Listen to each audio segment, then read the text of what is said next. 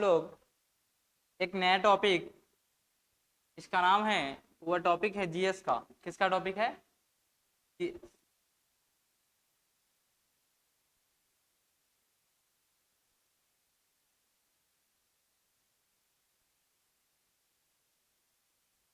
आज हम लोग किसका टॉपिक देखेंगे? जीएस का। और जीएस में हम लोग को क्या क्या पढ़ना है आप लोग को पता, पहले ही बता चुके हैं, लेकिन फिर भी देखिए। एक है पॉलिटी, दूसरा हिस्ट्री पढ़ना है,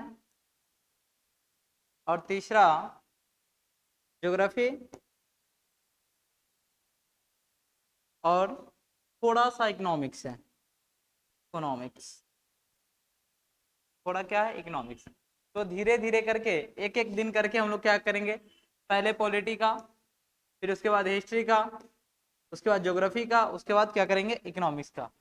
लेकिन ये क्लासेस जब पर डे हम आपको क्या करेंगे, जब रूटीन मिल जाएगा तो रूटीन के अनुसार से क्या हुआ, कभी एक दिन पॉलिटी, एक दिन हिस्ट्री, एक दिन ज्योग्राफी, एक दिन इकोनॉमिक्स, ऐसे करके क्लासेस होगी। आज हम आपको क्या करेंगे, पॉलिटी के सिलेबस के बारे में बताएंगे। फिर अगले नेक्स्ट क्लास में हम आपको क्या करेंगे, हिस्ट्री के बारे में बताएंगे, हिस्ट्री में क्या क्या पढ़ना है। तो पॉलिटी में तो सिर्फ पॉलिटी है, लेकिन हिस्ट्री में हमको 3 हिस्ट्री पढ़ना पड़ता है। कौन कौन? एक एंशियंट हिस्ट्री, दूसरा मेडिएवल हिस्ट्री, और तीसरा मॉडर्न हिस्ट्री। हिस्ट्री में 3 हिस्ट्री पढ़ना है, और पॉलिटी में सिर्फ एक पॉलिटी। ज्योग्राफी में 2 चीज पढ़ना पड़ता है। ज्योग्राफी में 2 ज्योग्राफी पढ़ना पड़ता है, एक पढ़ना था वर्ल्ड ज्योग्राफी, और हिस्ट्री में एक और चीज पढ़ना पड़ता है, वर्ल्ड हिस्ट्री। कौन हिस्ट्री? World history. इस बार का जो क्वेश्चन था आपके एग्जाम में, पैरामेडिकल में जो इस बार ज्यादातर क्वेश्चन पूछा गया था, वो क्वेश्चन था वर्ल्ड हिस्ट्री से। इस बार मैक्सिमम क्वेश्चन का जो अनुपात था वह कहाँ से था? वर्ल्ड हिस्ट्री के, खास करके करंट की क्वेश्चन ज्यादा था इस बार जो करंट था वर्ल्ड हिस्ट्री से रिलेटेड करंट ज्यादा डाल दिया था। और जब ज्योग्राफी पढ़ेंगे तो ज्योग्राफी में 2 ज्योग्राफी पढ़ेंगे, एक पढ़ेंगे वर्ल्ड ज्योग्राफी और एक पढ़ेंगे इंडियन ज्योग्राफी। इसमें ज्यादा किसी भी एग्जाम का जो वेटेज होता है, इंडियन ज्योग्राफी का वेटेज ज्यादा होता है। इसके बाद 1-2 टॉपिक्स है, जिससे भूकंप हो गया, ज्वालामुखी हो गया, ये सब क्या करते हैं, वर्ल्ड ज्योग्राफी से भी आते हैं। इसके बाद आपका जो इकोनॉमिक्स है, इकोनॉमिक्स में आपको पढ़ना है, आपके सिलेबस के अनुसार से इकोनॉमिक्स में सिर्फ पंचवर्षीय योजना दिया हुआ है। क्या दिया हुआ है? पंचवर्षीय योजना। कहने का मतलब भारत के हर एक 5 साल पर जो योजना आता है, भारत सरकार के द्वारा जो योजना लाया जाता है, उस योजना को पढ़ना है कि यदि प्रधानमंत्री नरेंद्र मोदी 19 में चुनाव जीते तो अगले 5 साल में कौन कौन से कार्य करेंगे, उन सारे कार्यों के बारे में, पंचवर्षीय योजनाओं के बारे में हम लोग पढ़ेंगे। शुरू से, जब से देश आजाद हुआ है 1947 से ही, और जब से ये क्या कहते हैं अभी तक 2023 तक जितने भी पंचवर्षीय योजना आया हुआ था, सारे के सारे पंचवर्षीय योजना को पढ़ेंगे। इसमें ज्यादातर कुछ नहीं रहता है, या तो हम आपको नोट्स दे देंगे या तो लिखा देंगे, और इसमें सिर्फ याद करने वाला रहता है। और 1-2 पॉइंट्स है मुद्रा और बैंकिंग, उससे भी कभी कभार क्वेश्चन पूछ देता है। तो चलिए, आज का जो टॉपिक है हम लोग का, वो टॉपिक है किसका? पॉलिटी का। तो सिलेबस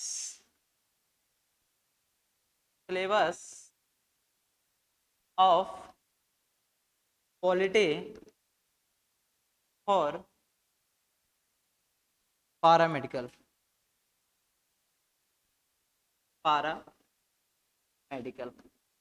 आपके एग्जाम में पॉलिटी का क्वेश्चन कहाँ से आता है, इसको देखिए। आपका जो एग्जाम होता है पैरामेडिकल का, उसमें क्वेश्चन कहाँ से आते हैं। इसमें पहला जो टॉपिक है, वह टॉपिक दिया हुआ है आपका संविधान निर्माण।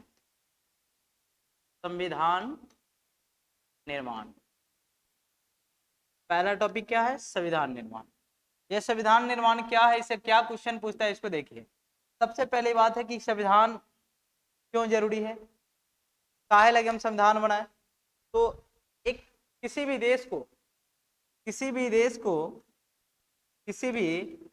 को सुचारू ढंग से चलाने के लिए, मतलब सुचारू रूप से चलाने के लिए, अच्छे तरीके से चलाने के लिए एक नियम और कायदे कानून की जरूरत पड़ती है। इसलिए क्या है, किसी भी देश को चलाने के लिए एक नियम के तहत बना चलाया जाता है। जिससे क्या होता है, मान लीजिए कोई कोचिंग है या कोई घर है, आप अपने घर में ही सोचिए, यदि घर को सिस्टम से नहीं चलाया जाए, घर कभी आगे बढ़ेगा?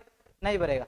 या तो यह होगा कि घर पीछे चला जाएगा लेकिन घर कभी आगे नहीं बढ़ेगा। जब तक एक नियम से, आप खुद की लाइफ में सोचिए, जब आप एक नियम के तहत कार्य नहीं करेंगे, आप सुबह 4 बजे 5 बजे आप अपना रूटीन नहीं बनाएंगे, उठेंगे नहीं, जब मन चाहे कभी 1 बजे उठे, कभी 3 बजे भोर में उठे, कभी 12 बजे दिन में उठे, तो ऐसे करके आपका जीवन कभी प्रोग्रेस करेगा? नहीं करेगा।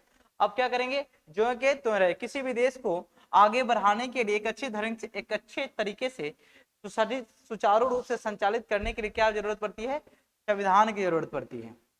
तो जब या तो देखिए, ये जो संविधान है या तो लिखित हो सकता है, या तो संविधान या तो लिखित हो सकता है या तो मौखिक हो सकता है। ये कोई जरूरी नहीं है कि संविधान कैसा होगा सिर्फ लिखित ही होगा। जरूरी नहीं है कि भाई संविधान क्या हो, एक मोटी किताब के रूप में ही होगा। या तो संविधान लिखित भी हो सकता है, या तो संविधान कैसा हो सकता है, मौखिक भी हो सकता है। या तो संविधान लिखित होगा, नहीं तो क्या होगा, मौखिक होगा। और लिखित संविधान में, लिखित संविधान मान लीजिए, सबसे पहले लिखित संविधान यदि किसी ने लिखा था, वो लिखा था यूएसए ने। किसने लिखा था? यूएसए ने। सबसे पहला लिखित संविधान किसका था? यूएसए का था। कहने का मतलब संयुक्त राज्य अमेरिका का। किसका था? संयुक्त राज्य अमेरिका का। संयुक्त राज्य अमेरिका ने 1787 और 88 में, 1700 मान लीजिए 88, 1788 में पहली बार लिखित संविधान किसी ने लिखा, तो किसने लिखा था? किसने लिखा था भाई? अमेरिका ने लिखा। और मौखिक संविधान, मौखिक संविधान क्या होता है? मौखिक से लिखित के रूप में तो समझ गए भाई, ये क्या है कि एक मोटी किताब है जिसके अनुसार हर पढ़ने में क्या है, अनुच्छेद। हमारे देश के संविधान जो है इस प्रकार से, जो मौखिक संविधान कहने का मतलब, एक व्यक्ति, देश में कोई ऐसा एक व्यक्ति होगा जिसको पूरा संविधान याद है, और वह जो वक्तव्य दे देगा, जो कह देगा, वही क्या है, नियम है, वही क्या है, कानून है, वही क्या है, कायदे है। तो यह जो ब्रिटेन के संविधान है, सबसे पुराना संविधान किसका है? ब्रिटेन का। किसका है? ब्रिटेन का। और ब्रिटेन का जो संविधान है, वो संविधान कैसा है? मौखिक है। वहां पर एक व्यक्ति ऐसा होता है जिसको पूरा संविधान याद है, जिसको क्या है, जो बोल देगा वही संविधान है, वही कानून है, वही नियम है, वही कायदे है। तो यही कहता है कि यह संविधान या तो लिखित हो सकता है या तो क्या हो सकता है, मौखिक। सबसे पुराना, सबसे पहला लिखित संविधान किसी का था, तो किसका था? यूएसए का था, अमेरिका का था। ये सारे डिटेल्स हम लोग पढ़ेंगे जब पूरा पढ़ेंगे। इसके बाद आती है भारत की। तो भारत का जो संविधान है, भारत का लिखित संविधान है। भारत का कैसा संविधान है? लिखित संविधान है। और भारत का भारत का जो संविधान है, विश्व का सबसे बड़ा, विश्व का सबसे बड़ा लिखित संविधान है। विश्व का सबसे बड़ा लिखित संविधान है, बड़ा लिखित संविधान। आपसे पूछेगा कि विश्व में सबसे बड़ा लिखित संविधान किसका है, तो है भारत का। किसका है? भारत का। भारत के जैसा बड़ा और विशाल संविधान वर्ल्ड में किसी के पास नहीं है। और फिर कहता है कि इसके बाद किसी भी व्यक्ति के अधिकार को कहां पर बचाया जा सकता है, तो संविधान के माध्यम से ही बचाया जा सकता है। इसके बाद हमारे देश में, हमारा जो देश है भारत, हमारे देश में संविधान बनाने की प्रक्रिया कैसे शुरू हुई, इन चीजों को जान लेते हैं। भारत के संविधान, भारत के संविधान, भारत के संविधान निर्माण, आपके टॉपिक्स में यही टॉपिक दिया हुआ है, भारत के संविधान निर्माण। भारत में संविधान निर्माण होने की प्रक्रिया कैसे शुरू हुई? तो देखिए, भारत में संविधान निर्माण की प्रक्रिया कैसे शुरू हुई, तो भारत के संविधान को जो बनने की प्रक्रिया है, तो आप लोगों भी जानते होइएगा कि भारत के संविधान निर्माण का जनक किसे कहा जाता है? बाबा साहेब भीमराव अंबेडकर को, बी आर अम्बेडकर को। बाबा साहेब भीमराव अंबेडकर ने क्या किए थे? संविधान को लिखे थे। इसके बाद कहता है कि ये भारत के संविधान की पहली, देखिए भारत के संविधान बनाने में यदि किसी का योगदान था, तो वह था संविधान सभा का। किसका था? संविधान सभा का। ये संविधान सभा क्या है? भारत का संविधान किसी ने बनाया, तो किसने बनाया? संविधान सभा ने बनाया। और ये संविधान सभा क्या है, इन सारी चीजों के बारे में हम आगे पढ़ेंगे। बना कैसे और कैसे प्रारंभ हुआ, सिर्फ थोड़ा सा हेडिंग से आपको बता देते हैं कि बनने की प्रक्रिया कैसे शुरू हुई। देखिए, तो हमारा देश क्या था? गुलाम था, अंग्रेजों का जो गुलाम था। तो अंग्रेज हमारे ऊपर हर समय पर एक नए नए अधिनियम लाकर, नए नए कानून लाकर, नए नए चार्टर एक्ट लाकर, कभी 1813 का चार्टर एक्ट ले लो, 1935 का भारत शासन अधिनियम ले लो, या 1919 का भारत शासन अधिनियम ले लो, चाहे 1892 का अधिनियम ले लो, चाहे 1919 का अधिनियम। हर अधिनियम के माध्यम से क्या करता था अंग्रेज? अपने यहाँ से, ब्रिटेन से नया नया कानून बनाकर लाता था और हमारे ऊपर शासन करता था। हमारे बीवी बच्चे, हमारे भाई बहन, हमारे माता पिता, हमारे पूर्वजों को बहुत सताता था। यहाँ तक कि भारत में इतना परेशान करता था, हर समय पर जैसे लगता था कि भारतीय कुछ आगे बढ़ रहा है, तो भारतीयों को सताने के लिए हर समय पर कुछ नया नया कानून लाकर, जैसे आप लोगों ने एक कहानी सुना होगा जलियांवाला बाग की हत्याकांड का। जलियांवाला बाग हत्याकांड के बारे में तो सभी लोगों ने सुना होगा, जलियांवाला बाग हत्याकांड। जलियांवाला बाग हत्याकांड जो हुआ था, बाग हत्याकांड जो हुआ था, हत्याकांड, ये काहे लगी हुआ था?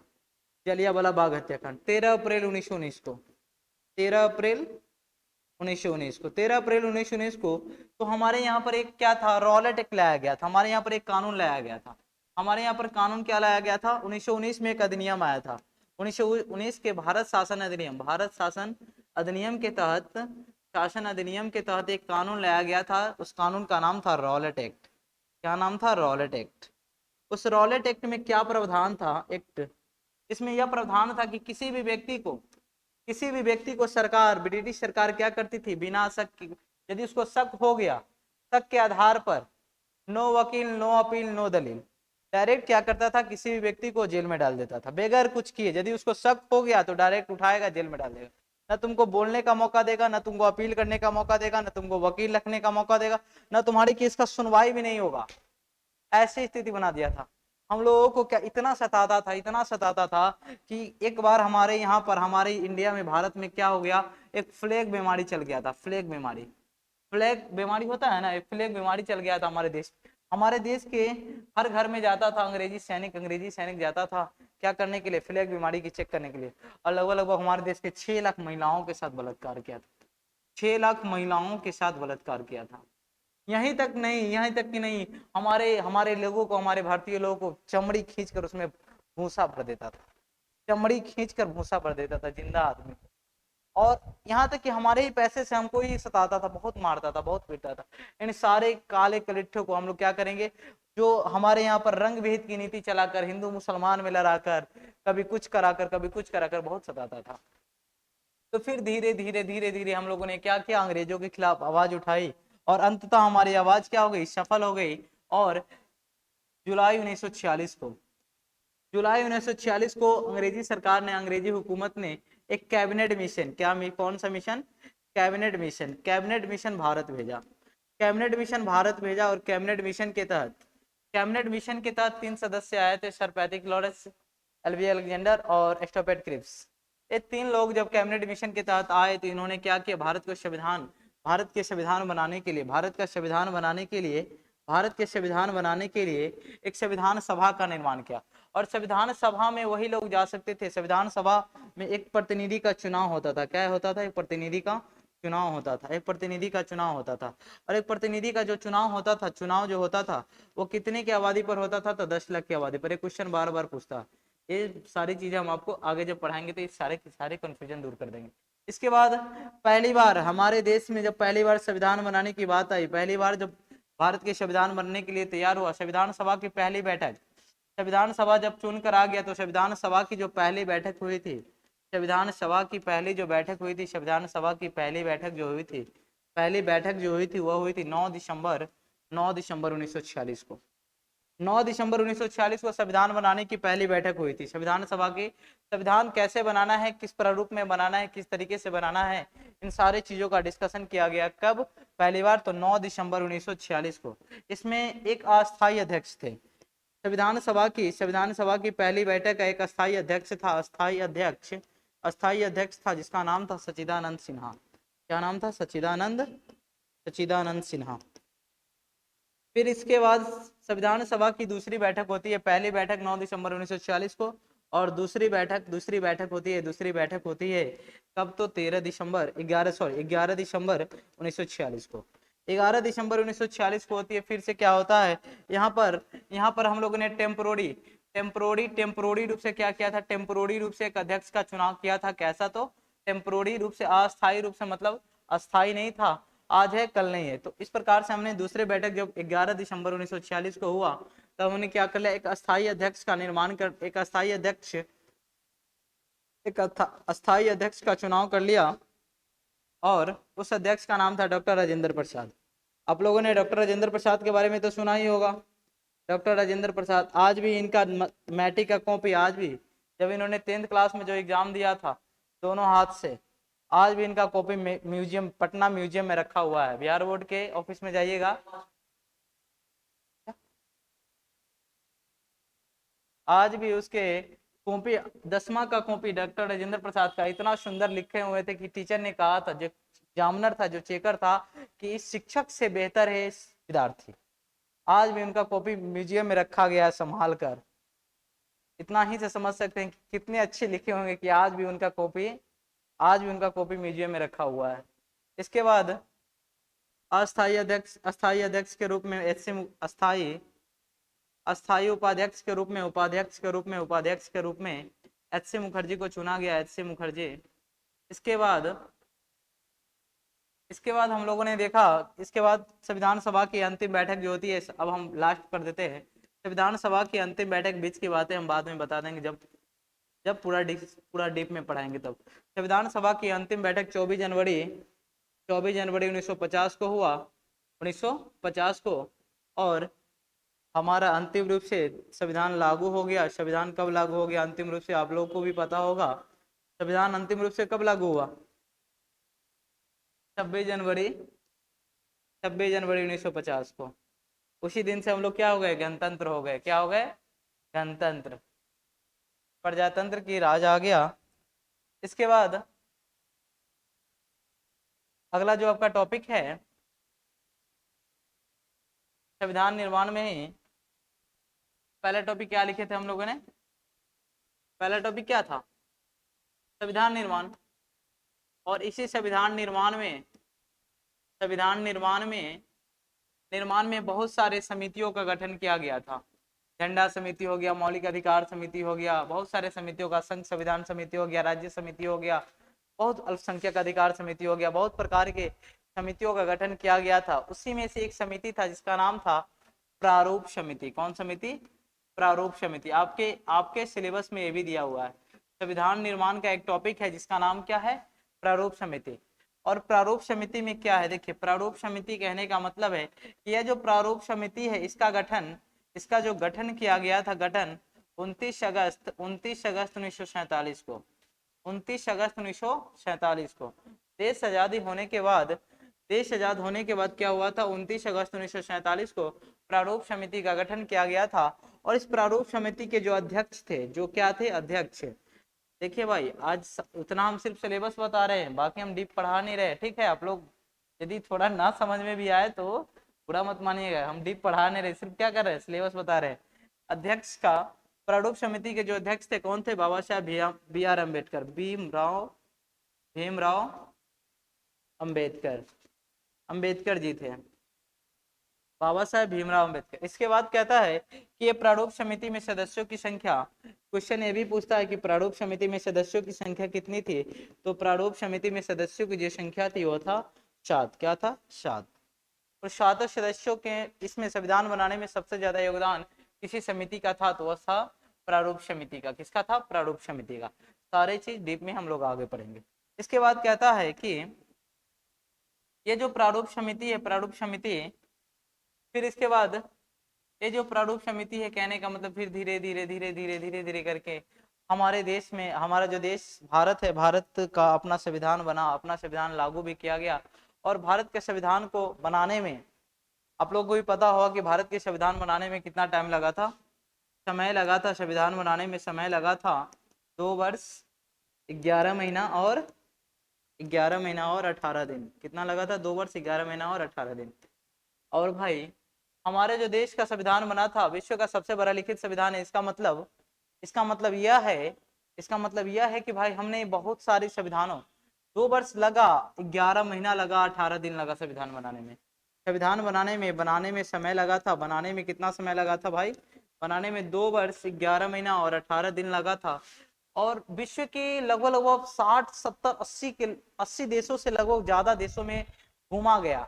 हर देश के अलग अलग संविधानों को पढ़ा गया और हर देश से हमको जो अच्छा लगा उसको क्या किया? उठा के लाए।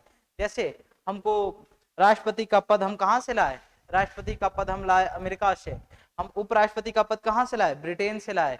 तो इस प्रकार से हम बहुत सारे जगहों का संविधान पढ़े और वहाँ के संविधानों से क्या किए? वहाँ के संविधान में हमको जो अच्छा लगा वहाँ से हम उठाकर अपने संविधान में शामिल किए। उसी में कम से कम संविधान बनाने में जो रुपया लगा था, तो भाई घूमने जाने में, दूसरा देश जाने में रुपया लगेगा कि नहीं लगेगा? जाएगा तो लोग खाएगा पिएगा। तो पूरा टोटल संविधान बनाने में लगभग मैं बता रहे, अति नहीं है, डाटा एक्यूरेट नहीं है, लेकिन लगभग 63,96,729 लगा था। 63,96,729 लगा था संविधान बनाने में। उस समय का 63,96,729 लगा था। इसके बाद इस टॉपिक में हम लोग को पढ़ना पड़ता है। इसके बाद ये जो प्रारूप समिति है, प्रारूप समिति में हम लोग पढ़ेंगे फिर से। इसके बाद संविधान बनाने में 15 महिलाओं को शामिल किया गया था। कितने महिलाओं को? 15 महिलाओं को। इन 15 महिलाओं के बारे में पढ़ेंगे। 15 महिलाओं को अधिकार दिया गया था। इसके बाद कौन से, जैसे संघ संविधान समिति का, जो संघ का संविधान समिति था, देश को कैसे चलाया जाए, इसका जो समिति का जो अध्यक्ष था जवाहरलाल नेहरू थे। मौलिक अधिकार समिति का जो अध्यक्ष था सरदार वल्लभ भाई पटेल थे। प्रारूप समिति का जो था, क्या कहते उसको, और भारत के संविधान को अंगीकार अंगीकार कब किया गया था? भारतीय संविधान को अंगीकार कब किया गया था? एक क्वेश्चन भी पूछ सकता नहीं, पूछता भी है। भारत को संविधान को अंतिम रूप से अंगीकार अथवा अधिनियमित कब किया गया था? मतलब हमारा जो देश का संविधान था लगभग 26 नवंबर 1949 को ही बनकर क्या हो गया था? पूरी तरह से तैयार हो गया था। 26 नवंबर 1949 को क्या हुआ था? पूरी तरह से तैयार हो गया था। इस दिन हम लोगों ने संविधान को अंगीकृत अधिनियमित किया था। अंगीकृत अधिनियमित किया था। और इस दिन लगभग 15 अनुच्छेद को शामिल किया था। कितने अनुच्छेद को? 15 अनुच्छेद को शामिल किया था। और हमारे देश के संविधान में उस समय मूल संविधान में हमारे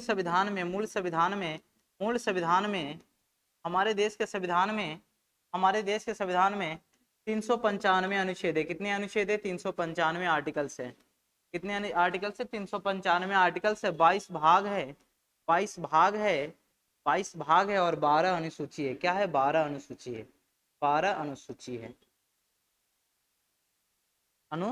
है। कहता है कि हमारे देश के संविधान में कितने अनुच्छेद है? तो 395 अनुच्छेद है। कितने भाग है? तो 22 भाग है। और कितने अनुसूचियां है? तो 12 अनुसूची। इन सारे चीजों के बारे में पढ़ेंगे। इसके बाद अभी वर्तमान में देखा जाए तो यह अनुच्छेदों की संख्या समय समय पर क्या कर करके संशोधन करके, संविधान में संशोधन कर करके मान लीजिए जाए। कहने का मतलब जब एक जमाना में, एक छोटा सा कहानी सुनाते हैं। जैसे मान लीजिए हमारे जो परदादा रहते थे, परदादा के टाइम में, हमारे जब परदादा के टाइम में क्या होता था? शादी ब्याह कैसे होता था? हमारे परदादा के जो बाबूजी रहते थे, वो किसी के दूरा पर गए, यदि दूरा पर गए, तोहर बेटी जवान हो, हमरो बेटा जवान है, बेटी के ब्याह करवा, बेटा के ब्याह करवा हो, हाँ करवाई। तो होते खुना दोनों का क्या हो जाता था? ब्याह हो जाता था। कोई देखा देखावल पूछा पूछावल वाला प्रोग्राम नहीं होता था। तो जब मेरे परदादा के समय में कैसा था? परदादा के टाइम में कि मान लीजिए मेरे परदादा के बाबूजी कहीं गए, उनके जो दोस्त थे, उनके जो रिश्तेदार थे, किसी के घर गए, उनको यदि इनका भी बेटा जवान था और इनकी भी बेटी क्या थी? जवान थी। पूछा कि तू अपना बेटा के ब्याह करवा, ये कहते तो अपना बेटी के ब्याह करवा। दोनों के बात मिल गया, दोनों बुढ़वा के बात मिल गया। तो आगे कोई पूछने वाला नहीं है कि कैसा ब्याह होगा। ये दोनों का क्या हो गया? ब्याह हो गया। दोनों बेटा, इसके बेटा का, इसका बेटी का क्या हो गया? ब्याह हो गया। लेकिन जब मेरे दादा का समय आया, तो मेरे दादा के टाइम में क्या हुआ? जब परदादा के बाद किसका आया? दादा का। जब मेरे दादाजी का समय आया तो इनके पास भी एक बेटा था, और मान लीजिए किसी व्यक्ति के पास गए, इनके पास भी एक बेटी थी। यह जब गए तो उन्होंने देखा कि एकरो पास एगो बेटा था और एकरो पास मान लीजिए कोई दूसर व्यक्ति, एक पास एगो बेटी है। गया, खाना उना खाने के क्रम में क्या हुआ? इसकी बेटी खाना परोसने आई तो खाना परोसने आएगी तो देखबे करेगी कौन है नहीं है। तो पूछते तोहर बेटी है? तो कहता हाँ हमरो बेटा जवान है। तो क्या हो गया? जैसे ही ये बुढ़वा देखा, पहले देखा देखावल भी नहीं होता था, पहले क्या हो गया? परदादा के टाइम में दोनों गोटा के दोनों बुढ़वा के बात मिल गया। देखा देखावल कौन ना, एकरा बेटी के एकरा बेटे कोई नहीं देखते, सीधा ब्याह के दिन लड़की लड़का एक दूसरे के देखता था, बाकी कुछ नहीं। लेकिन मेरे दादा के टाइम में क्या हुआ? मेरे दादाजी जब आए तो देखा कि भाई इसकी बेटी क्या थी? खाना परोसने आई तो देखी कि भैया ये तो इसकी बेटी जवान हो गई, मेरा भी बेटा क्या है जवान हो गया। अब तब दोनों खाना पीने हाथ धोने के क्रम में हाथ धोला उला के बाद जब बैठ के बातचीत कर रहे, तोहर बेटी जवान हो गलो, हमरो बेटा जवान ब्याह करब, हाँ कर भी कला ना। लेकिन जब मेरे पापा का समय आया, लेकिन पापा का समय देखिए, पापा का समय आया, लेकिन मेरे जब पापा का समय आया तो शादी कैसे होता है, शादी क्या होता है, जब समझ लीजिए कि जब मेरे पापा का शादी होने वाला है, तो उस समय जब घर की बात, शादी ब्याह की बात आती थी, तो उस समय क्या होता था, घर की जो धीरे धीरे रीति रिवाज बढ़ता गया, आगे भी प्रोसेस होने लगे, और जब आगे जब प्रोसेस बढ़ने लगे तो हुआ क्या कि घर में कुछ महिलाओं की बात चलने लगी, और महिलाएं की जब बात चलने लगी तो महिलाएं लोग थोड़ा थोड़ा थोड़ा कंफ्यूजन क्रिएट हुआ, और महिलाएं लोग कि ना हमार भाई देखता है, हमारे एक भैया एक जे फुआ के है पति से देखता है, तो दो चार आदमी से मिलकर, कितने लोग, दो चार आदमी मिलके जाते थे। मेरे पापा का जब शादी हुआ तो दो चार आदमी गए और उनका क्या कर दिए, शादी करा दिए, कि दो चार आदमी को पसंद आ गया तो क्या है, लड़की ठीक है, लड़का ठीक है, तो क्या हो गया, शादी हो गया। तो फिर इसके बाद मान लीजिए मेरा टाइम आया, मेरा टाइम आया मेरा नहीं, मान लीजिए प्रेजेंट का टाइम आया, प्रेजेंट का टाइम आया, प्रेजेंट का यदि टाइम आया, मेरा टाइम नहीं, प्रेजेंट का यदि मान लीजिए प्रेजेंट का टाइम है, तो प्रेजेंट में क्या होता है, लड़का लड़की दोनों एक दूसरे के देख लेता है, देखता है कि नहीं देखता, सपोर्टेड, अभी लड़का लड़की देख रहा है, अभी अभी के वर्तमान में जब तक लड़का लड़की एक दूसरे से नहीं देखता है, फोटो वोटो नहीं देखता है, तब तक ब्याह होता है। तो लग रहा है कि अगर बाप मतारी के कहे पर डायरेक्ट आंख मुन के ब्याह कर कि ना हम ना देखो लड़का के, संभव ही नहीं है। तभी इसमें क्या होने लगा, जब प्रेजेंट का टाइम आ गया तो प्रेजेंट में जो शादी होता है लड़का लड़की एक दूसरे को देखता है, लेकिन जो फ्यूचर का टाइम आएगा, जब फ्यूचर का टाइम आएगा तो लोग जिस प्रकार से अभी थोड़ा सा प्रचलन उसका चल गया है, थोड़ा सा प्रचलन अभी के वर्तमान में थोड़ा इससे आगे बढ़े, थोड़ा इससे हल्का आगे बढ़ेंगे, एक दो जनरेशन, हल्का जनरेशन, तो लोग लिव इन रिलेशनशिप समझते हैं आप लोग, live in relationship, live in relationship में रहना पसंद करते हैं, live in relationship, live in relationship कहने का मतलब है, लिव इन रिलेशनशिप कहने का मतलब है कि शादी से पहले लड़का लड़की दोनों साथ रहेंगे 6 महीना, 1 महीना, 2 महीना, जब दोनों का बात मिलने लगेगा, पटरी खाने लगेगा, तब दोनों का क्या होगा, आगे बातचीत होगा। अभी भी चल रहा है, जब बड़े बड़े लोगों में जब हीरो हीरोइन के देखेगा तो क्या करता है, दोनों एक दूसरे के साथ पहले 6 महीना 3 महीना साथ रहता है, दोनों का एक दूसरे से हैबिट पसंद आ जाता है, मैच कर जाता है हैबिट, तो क्या करता है, लोग रहने लगते हैं, नहीं तो फिर अलग अलग हो जाते हैं। तो ये थोड़ा थोड़ा सा जनरेशन है, लेकिन जब फ्यूचर का टाइम आएगा तो ऑनलाइन ब्याह हो जाएगा, ऑनलाइन में सब कुछ काम हो जाएगा, ऑनलाइन में सब कुछ होगा, शादी ब्याह बाल बच्चा फेसबुक उसबुक पर जो ब्याह हुआ होता है सब ऑनलाइन होगा, 2 मिनट में छुट्टा छुट्टी, 2 मिनट में ब्याह, 2 मिनट में पता चलेगा कि बालो बच्चा पैदा हो गया, नामो रखा गया है। कब, तो जब फ्यूचर का टाइम आएगा। तो हर समय समय के अनुसार सब कुछ क्या कर रहा है, बदल रहा है, बदल रहा है ना, बदल। मेरे परदादा के टाइम में जो नियम कानून था, उस नियम कानून के आपके बच्चे मान सकते हैं, संभव ही नहीं है, मार हो जाएगा, कपार फोड़ा फोड़ी हो जाएगा। जब मैं परदादा बेगर देख ले, दोनों के बाप मतारी मिलके जो करा देता था, संभव है नहीं। समय के अनुसार क्या हुआ, सब हर प्रकार से नियम बदलते गए, संशोधन होता गया। उसी प्रकार से देश को चलाने के लिए 1947 में जो कानून बना था, उस अनुसार से तो देश अभी चल नहीं सकता, चल सकता नहीं, चल सकता। तो समय समय पर क्या करना पड़ेगा, समय समय पर क्या करना पड़ेगा, समय समय पर क्या करना पड़ेगा, अपडेट करना पड़ेगा, संशोधन करना पड़ेगा, नया नया नियम और कानून लाना पड़ेगा।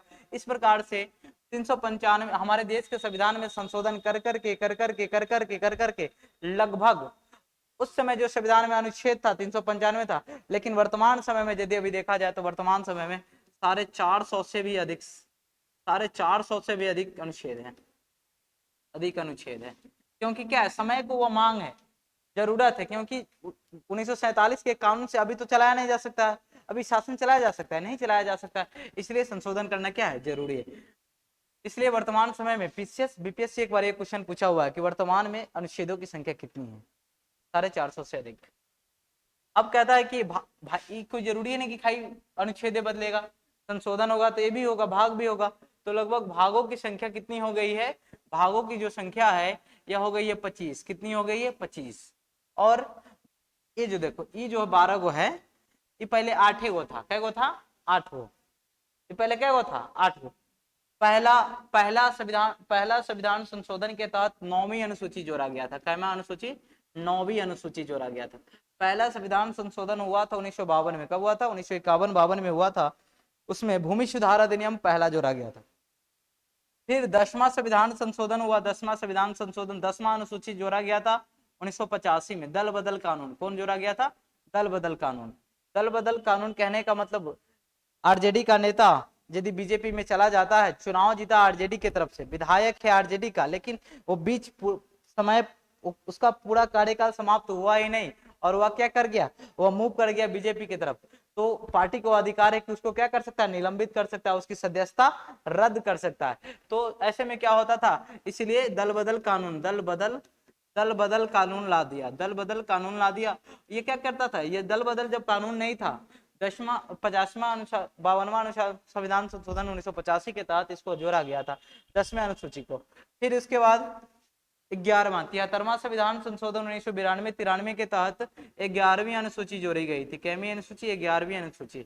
और इसके तहत पंचायती राज व्यवस्था, पंचायती राज व्यवस्था जो आप देखते हैं ग्राम में जो मुखिया, सरपंच, पंच का जो चुनाव उनाव होता है, उसका 11वीं अनुसूची में। फिर आप जो शहर में 12वीं अनुसूची, आप जो शहर में देखते हैं, शहर में आप क्या देखते हैं, आप जो शहर में देखते हैं नगर पालिका, नगर निगम, नगर वार्ड सदस्य जो देखते हैं वो 12वीं अनुसूची में। ये सारे को आपको हम डीप से पढ़ाएंगे। इसके बाद आपका इतने में करके क्या हो गया, संविधान बन के तैयार हो जाता है। इसके बाद संविधान निर्माण हो गया। इसके बाद अगला जो टॉपिक है आपके सिलेबस में, संविधान निर्माण हो गया, प्रारूप समिति हो गया, दोनों लिख लिए है ना। कहने का मतलब है संविधान निर्माण और प्रारूप समिति लिखाए थे ना ये भाई, ये दो टॉपिक आप लोग लिखे कि नहीं लिखे हैं, ये और ये, वही हम पूछ रहे हैं। देखिए इसके इसके बाद का जो टॉपिक है, इसके बाद का जो टॉपिक है हम लोग का पढ़ना है, इसी में भारत के संविधान में, भारत के संविधान में ही तीसरा जो आपके सिलेबस के अनुसार से, सिलेबस वैसे तो संविधान में बहुत कुछ है, लेकिन आपके सिलेबस में जो दिया हुआ है वो दिया हुआ है क्या, मौलिक अधिकार। क्या दिया हुआ है? मौलिक अधिकार। मौलिक अधिकार, मौलिक अधिकार, फंडामेंटल राइट्स। क्या है? Fundamental rights. और ये मौलिक अधिकार कहां से कहां तक दिया गया है, तो अनुच्छेद अनुच्छेद 12 से 35, अनुच्छेद 12 से 35 तक क्या दिया हुआ है, मौलिक अधिकार दिया हुआ है, फंडामेंटल राइट दिया हुआ है। और मौलिक अधिकार होता क्या है, देखिए इसको समझिए। अब हम थोड़ा सा बता देते हैं। देखिए मौलिक अधिकार क्या है, और ये जो मौलिक अधिकार है संविधान के भाग 3 में, किसमें है, भाग 3 में, अनुच्छेद कहां से कहां तक है, तो अनुच्छेद कहां से कहां तक है, तो 12 से 35 तक है। कहां से कहां तक है? 12 से 35 तक हमको क्या पढ़ना है, मौलिक अधिकार पढ़ना है, फंडामेंटल राइट्स। फंडामेंटल राइट में है क्या भाई, किसी भी व्यक्ति को यदि विकास करना चाहता है तो उसको अपना अधिकार दो, उसका क्या दो, उसको अधिकार दो। यदि आप लोग को यदि अधिकार नहीं दिया गया रहता, खास करके महिलाओं को, लड़कियों को यदि अधिकार नहीं दिया गया रहता, तो आज लड़कियां यहाँ पर बैठ के पढ़ नहीं सकते थे। एक जमाना था कि लड़कियों को पढ़ने के अलावा नहीं था। ये मौलिक अधिकार ही है जो आप लोग को यहाँ पर बैठने का अधिकार दे रहा है। आप लोग को इसका धन्यवाद करना चाहिए, क्योंकि खास करके लड़का और लड़की सबको, क्योंकि मौलिक अधिकार ही है जो भारत के संविधान में, मौलिक अधिकार ऐसा अधिकार है जो व्यक्ति को सबसे बड़ा अधिकार देता है। यदि किसी भी व्यक्ति के साथ किसी प्रकार की कोई ज्यादती होती है, चाहे माता पिता कर रहे हो, चाहे घर के अगल बगल वाले कर रहे हो, चाहे पति पत्नी में हो, पति कर रहा हो, चाहे पत्नी कर रहा हो, यदि किसी भी प्रकार से यदि कोई शोषण कर रहा हो, तो मौलिक अधिकार, भारत के संविधान में यह अधिकार दिया गया, मौलिक अधिकार, कि वो अपना राइट टू राइट मांग सकता है, उसका अधिकार है। उसको जीवन जीने का अधिकार दिया जाता है, उसको बोलने का अधिकार दिया जाता है, सोने का भी अधिकार है, सोने का अधिकार दिया गया है संविधान में। तुमको सोने का अधिकार दिया गया, तुमको यदि सोने का मन है तो कोई नहीं तुमको सोने से रोक सकता, तुम्हारे माता पिता भी नहीं रोक सकते हैं।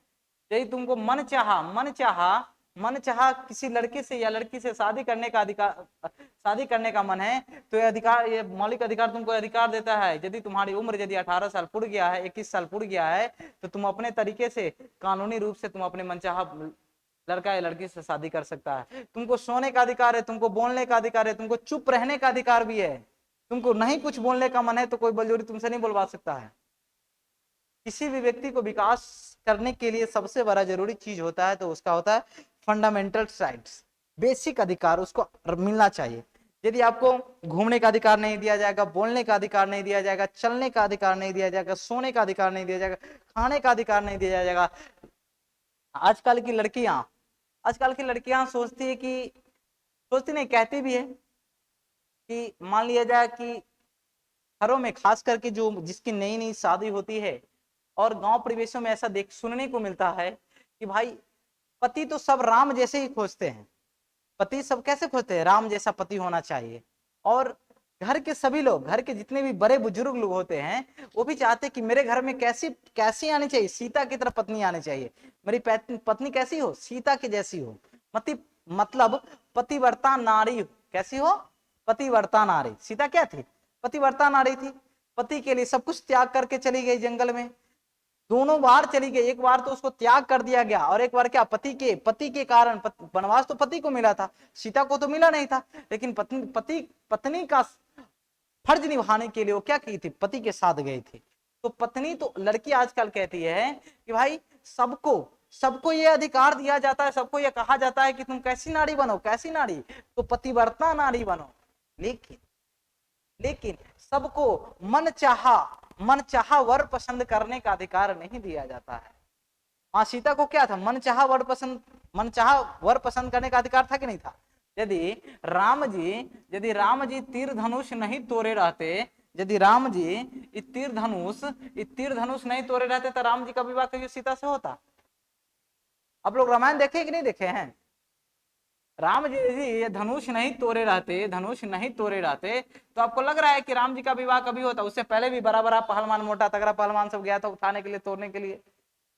उसको यह अधिकार दिया गया था, राजा जनक ने अधिकार दिया। उन्होंने प्रस्ताव रखा था, सीता जी का प्रस्ताव था कि जो शिव धनुष को तोड़ देगा हम उसी से शादी करेंगे। तो उनका तो मन चाहा था ना कि मेरा पति कैसा होना चाहिए? बलवान होना चाहिए, परम पुरुष होना चाहिए। तो अब ने उसको जब अधिकार दिया गया था, तो आजकल की महिलाएं भी यही सोचती है। और इसी अधिकार को देखते हुए अब बहुत दिन इसमें हम जाति आधारित एक बात बोल रहे हैं, जाति आधारित। एक्चुअली बात सही है, लेकिन यदि कोई होंगे किसी भी कास्ट से होंगे, यदि उनको बुरा लगे तो प्लीज हमें क्षमा कर दीजिए, क्योंकि मेरा काम है सच्चाई को बताना, इसलिए हम थोड़ा थोड़ा अति करके हम बता देते हैं। देखिए पहले के जमाना में क्या होता था, खास करके जनरल वाले लोग, इसमें कोई जनरल है? जनरल, देखिए जनरल वाले लोग थोड़ा थोड़ा बुरा मत मानिएगा। देखिए जनरल और ओबीसी, एससी और एसटी, पहले ऐसा चलन था। पहले क्या था? ऐसा चलन था जिन की ब्राह्मण हो गया, क्षत्रिय हो गया, भूमियार हो गया, बूढ़ा बाल कौन? भूमियार हो गया, राजपूत तो आइए गया, क्षत्रिय, और लाला हो गया। ये लोग क्या थे? बड़े कास्ट के थे। अब इसी में एससी एसटी वाले, दलित लोग, मतलब छोटे कास्ट के लोग। आज भी ऐसा देखने को मिलता है, कभी कभी कहीं कहीं पर, लेकिन सब जगह नहीं। कि ऐसा माना जाता है कि ये जो जनरल वाले लोग हैं ना, जनरल वाले लोग पहले ओबीसी एससी एसटी को बहुत बहुत सताते थे। ऐसा सुना जाता कहानियों में, भाई हम एक्चुअली देखे नहीं है, मेरा उतना उम्र भी नहीं है। हमने ऐसा कहानियों में सुना है, मेरे टीचरों ने बताया था कि पहले बाबा साहब भीमराव अम्बेडकर को आपको पता होना चाहिए, बाबा साहब भीमराव अम्बेडकर ऐसे थे, उसको रेलवे स्टेशन पर पानी पीने नहीं दिया गया था, बैलगाड़ी में बैठने का अधिकार नहीं दिया। उसके पास पैसे थे, एक बार अपने पिताजी से मिलने के लिए बंबई जा रहे थे, पुणे जा रहे थे, रेलवे स्टेशन पर, कोंदोनी रेलवे स्टेशन था। बाबा साहब भीमराव अम्बेडकर महार जाति से थे। किस जाति से? महार जाति से थे, छोटे कास्ट से, महार जाति से। महार जाति उसी प्रकार से नहीं बोल सकते हैं, जिस भाषा में आप बोले उसे हम नहीं बोल सकते, एक टीचर की अपनी लैंग्वेज होती। महार जाति से थे, तो उनको पास पैसा था, सब कुछ था, उनकी पर्सनालिटी भी अच्छी थी, लेकिन फिर भी क्या किए? उसको पानी पीने नहीं दिया जाता था। क्लास में बैठकर, जैसे आप लोग बैठ के पढ़ रहे हैं, उनको क्लास में बैठकर संस्कृत की शिक्षा नहीं दी जाती थी। संस्कृत का पीरियड आता था, लोग उसको कितना भी पढ़ने में तेज थे, लेकिन फिर भी उसका बहिष्कार किया जाता था। लोग, छोटे कास्ट के लोग से पानी तक नहीं पीते थे, उनके हाथ से यदि सामान छू जाता था, तो यदि किसी कारणवश, आज हम खुद एक एक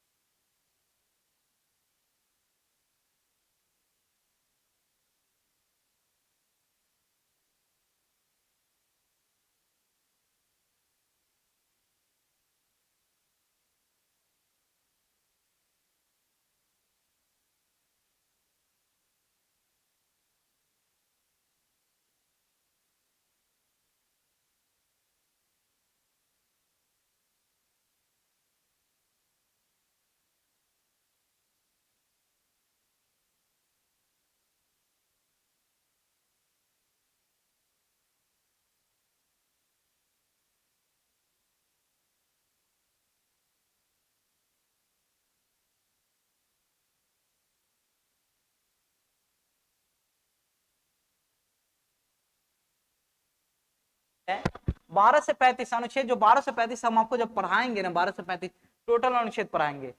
इसमें एक ऐसा, ये आपको हम जीने का तरीका बताएंगे कि इसमें ये जो अधिकार है, आप किस किस का अधिकार का हनन किया जाता है, आपको पता चलेगा कि आप जो जी रहे हैं जिंदगी 12 से 35 में, आपको जो मौलिक अधिकार दिया गया, आपके किस अधिकार को दबाया जा रहा है। आपको इस 12 से 35 फंडामेंटल राइट्स में यदि आपको अधिकार नहीं दिया जाता, आप डायरेक्ट जाइए सुप्रीम कोर्ट, डायरेक्ट जाइए हाई कोर्ट, कोई नहीं रोक सकता है। यदि आपके मौलिक अधिकार का हनन हो रहा है तो आपको कहीं भी कोई रोक टोक नहीं, आप डायरेक्ट सुप्रीम कोर्ट दिल्ली जा सकते हैं और सुप्रीम कोर्ट आपको न्याय देगा। अनुच्छेद 32 के तहत संवैधानिक उपचार का अधिकार दिया गया है, डायरेक्ट आप अपना रीट लेकर डायरेक्ट सुप्रीम कोर्ट जा सकते हैं। अनुच्छेद 226 के तहत हाई कोर्ट जा सकते हैं। और सारे के सारे अनुच्छेद में आपको ये अधिकार हम बताएंगे कि आपको कितना अधिकार मिला है। किसी भी व्यक्ति के साथ लिंग, जाति, धर्म, जन्म, वंश और जन्म स्थान के आधार पर, लिंग, जाति, धर्म, वंश, जन्म और जन्म स्थान के आधार पर किसी भी व्यक्ति के साथ किसी भी प्रकार का भेदभाव नहीं किया जा सकता है, भेदभाव नहीं किया जाता है। अधिकार देता है यदि लिंग के आधार पर लड़का है लड़की है, जाति के आधार पर, धर्म के आधार पर हिंदू है मुस्लिम है, जन्म स्थान के आधार पर, चाहे वंश के आधार पर, किसी भी व्यक्ति के साथ किसी भी प्रकार का भेदभाव नहीं किया जाता है। ये आपको कौन देता है? अनुच्छेद 15 के तहत बताया गया है।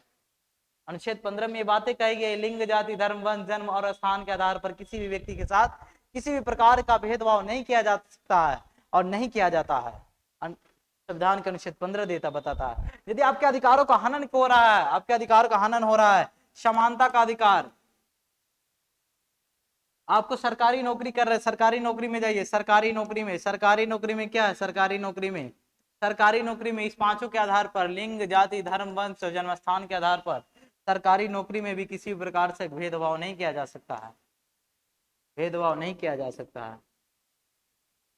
लेकिन आरक्षण जो मिला है ना, आरक्षण का जो प्रथा है, ये थोड़ा कहीं खटकता है। पहले सही था लेकिन अब थोड़ा एडजस्टेबल नहीं। फिर कहता है कि अनुच्छेद 19 में, और आपको पता होना चाहिए कि आपके संविधान में, आपका जो संविधान है उसमें मौलिक अधिकारों की संख्या कितनी है, इसको जान लीजिए। भारत के मूल संविधान में मौलिक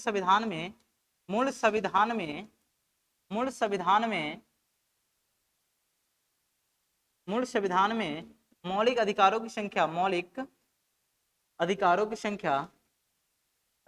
संख्या 7 थी, लेकिन मूल संविधान में भारत के मूल संविधान में मौलिक अधिकारों की संख्या कितनी थी? 7 थी। लेकिन वर्तमान में मौलिक अधिकारों की संख्या,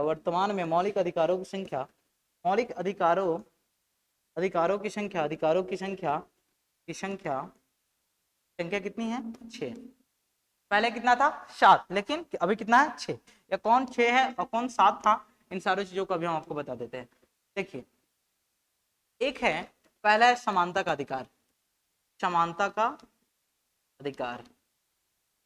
अधिकार, यह है अनुच्छेद 12 से, अनुच्छेद 14 से 18। फिर है स्वतंत्रता का अधिकार, स्वतंत्रता का अधिकार, अनुच्छेद 19 से 22। फिर कहता है तीसरा जो है शोषण के विरुद्ध अधिकार,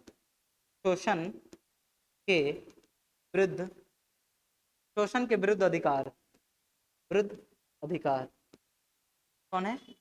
23 और 24। चौथा है धार्मिक स्वतंत्रता का अधिकार,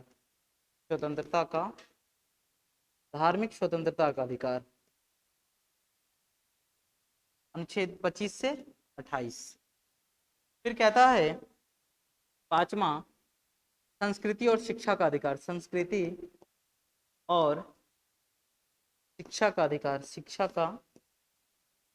का अधिकार, संस्कृति और शिक्षा का अधिकार, अनुच्छेद 29 और 30।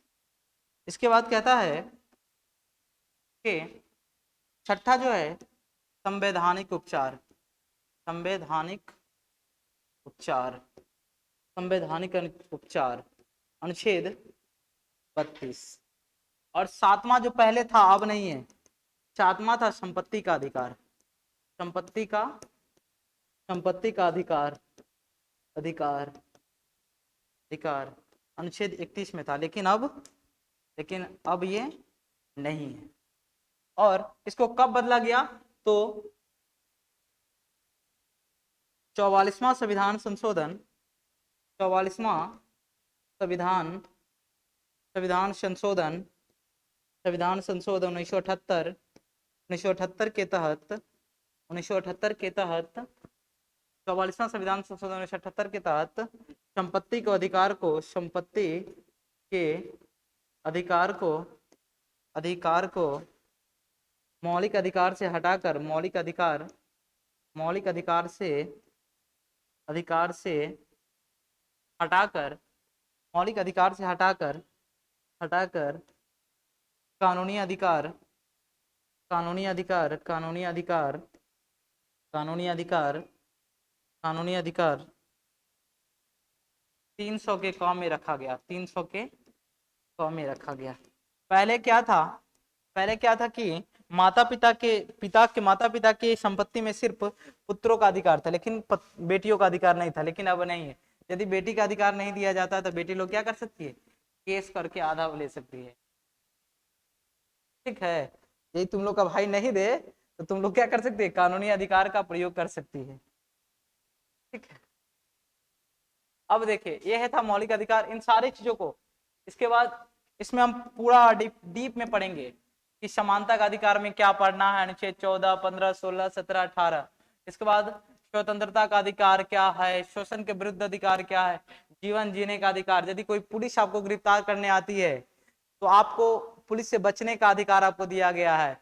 यदि आपको पुलिस पकड़ के रखा हुआ है 24 घंटा से यदि ज्यादा अपने पास रखा हुआ है तो फिर उसके खिलाफ भी कार्रवाई करने का अधिकार है आपके पास। यदि पुलिस पकड़ के ले गया, 24 घंटा में आपको अदालत में पेश नहीं किया, तो आप पुलिस के खिलाफ का आपके पास वो अधिकार है कि आप कार्रवाई करवा सकते हैं। तो सारे के सारे अधिकार, किसी भी व्यक्ति को किसी भी धर्म को मानने की आजादी है, अनुच्छेद 25 से 28 के बीच में। फिर क्या कहता है? संस्कृति, आप अपने धर्म से संबंधित किसी भी प्रकार का शिक्षा का प्रचार प्रसार कर सकते हैं। संवैधानिक उपचार, यदि आपका मौलिक अधिकार कोई हनन कर रहा है, आपके मौलिक अधिकार को दबा रहा है, आपके अधिकार को कोई खत्म कर रहा है, तो आप डायरेक्ट सुप्रीम कोर्ट जा सकते हैं और उससे रिट जारी करवाकर, 5 प्रकार के रिट जारी करवाकर, 5 प्रकार का रिट होता है और ये रिट भी हम आपको पढ़ाएंगे। 5 प्रकार का रिट जारी करवाकर आप क्या कर सकते हैं? आप अपना अधिकार वापस ले सकते हैं। और मजाल नहीं है कि कोई भारत में किसी का अधिकार को दबा दे, माता पिता को भी अधिकार नहीं है। फिर आता है, ये सब लिखे मत, अभी पढ़ाएंगे तो लिखा देंगे अच्छा से, अभी तो ऐसे ही बता रहे हैं। अब देखिए, तो इतना फॉर्मेट में हम आपको मौलिक अधिकार पढ़ाएंगे। इसके बाद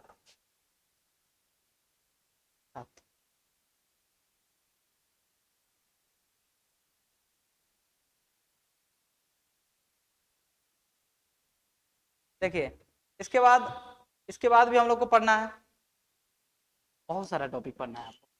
देखिए क्या मैं टॉपिक था? तीसरा, चौथा टॉपिक। चौथा टॉपिक में हम लोग को पढ़ना है केंद्र सरकार।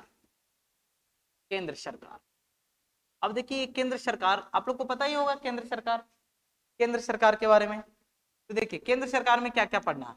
ये जो केंद्र सरकार है, तो केंद्र में सबसे बड़ा सर्वोच्च व्यक्ति, प्रथम व्यक्ति कौन होता है केंद्र का?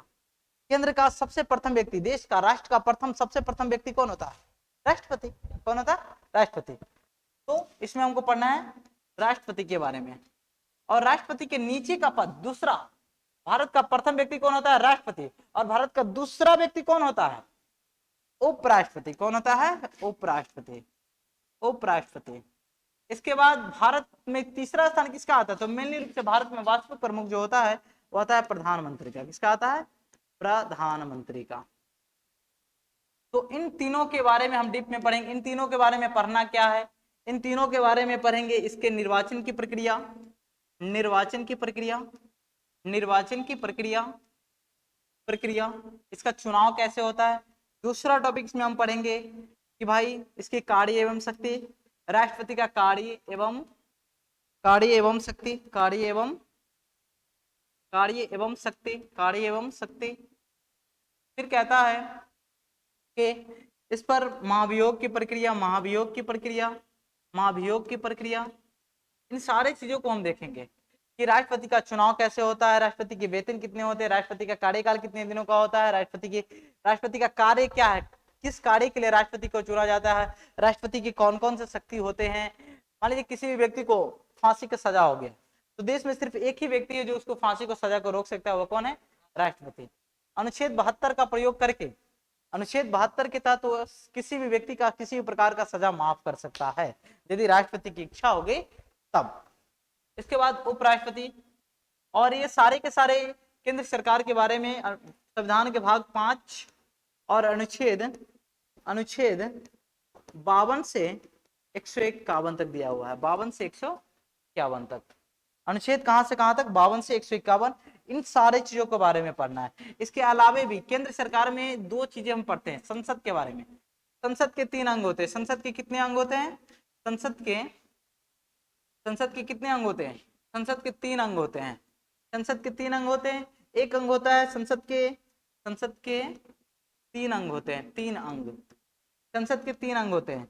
एक होता है राष्ट्रपति, राष्ट्रपति, दूसरा होता है लोकसभा, लोकसभा, और तीसरा होता है राज्यसभा। तीसरा क्या होता है, राज्यसभा।